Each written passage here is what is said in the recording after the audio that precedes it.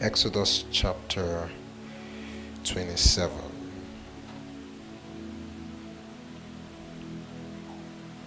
Exodus chapter 27. So maybe let's do the HCSB again. Can we do that?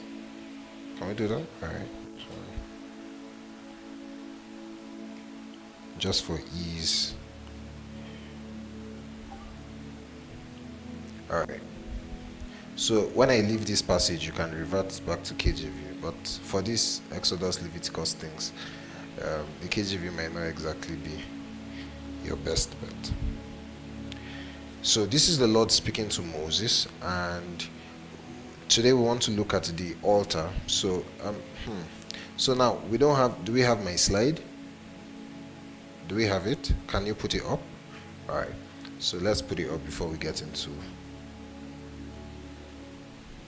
the passage. So you know that there was a courtyard. There was a courtyard, and there was a fence, right?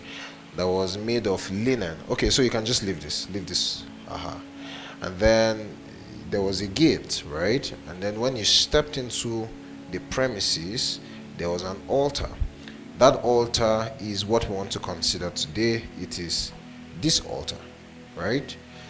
So that's the brazen altar. The reason why it's important to distinguish this is because there was not just one altar in the tabernacle. There was a brazen altar, which was outside. Then there was the altar of incense, which was overlaid with gold. That was inside the tabernacle. So we're looking at the brazen altar, the one outside. That's what we want to look at today, and see if it has any implications for us and what we can glean from what God was doing with the children of Israel. So let's go back to the passage. So in Exodus chapter 27 verse 1, you see God beginning to lay out the things that he expects from the children of Israel, or that he expects Moses to tell the children of Israel to build, so that this project can continue. It says you are to construct the altar of acacia wood. The altar must be square, 7.5 feet long and 7.5 feet wide. It must be 4.5 feet high. Make horns for it on its 4 corners. The horns are to be one piece. Overlay it with ashes, and its shovels, basins, meat forks, and fire pans. Make all its utensils of bronze. Construct a grate for it of bronze mesh, and make 4 bronze rings on the mesh at its 4 corners. Set it below under the altar's ledge, so that the mesh comes halfway up the altar. Next verse. Then make poles for the altar, poles of acacia wood, and overlay them with bronze. The poles are to be inserted into the rings, so that the poles are on the 2 sides of the altar when it is carried. Construct the altar with boards so that it is hollow. They are to make it just as it was shown to you on the mountain. All right. So verse 1 to 8 describes the altar. So what you have with that altar, so maybe let's look for a picture of the altar from the slide. So what you have is, you have an altar that is made of wood, a specific kind of wood. So if you keep going, you would find the brazen altar. So you had an altar that was made with a specific kind of wood, acacia wood.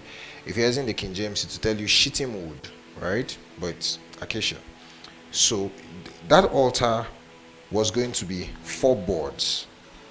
4 boards. It was going to be a hollow structure, and then midway between the top and the bottom of the altar, there was going to be a mesh or a net or a grate. You see that thing that people use to fry suya, right? That thing, So they were going to put that midway between the top and the bottom, and the reason why they were going to do that was because there's going to be sacrifice that is going to be happening on this altar, and then underneath it, of course, there was going to be fire and all of that, so that the sacrifice can be sacrificed.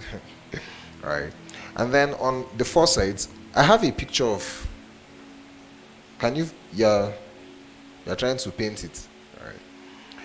So on the 4 sides of the altar, you're going to have rings. There were going to be 2 rings on either side, actually. So 2 rings on this edge, 2 rings on this edge. And then they were going to make poles.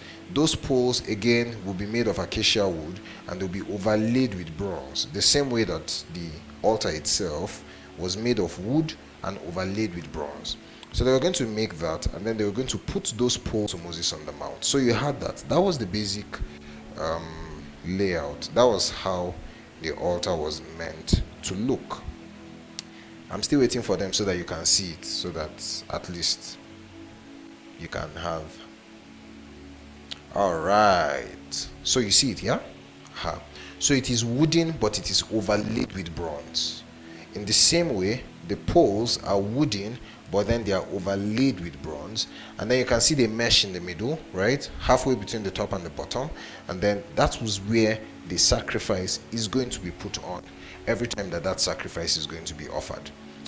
How does this help us? What are the implications of the brazen altar?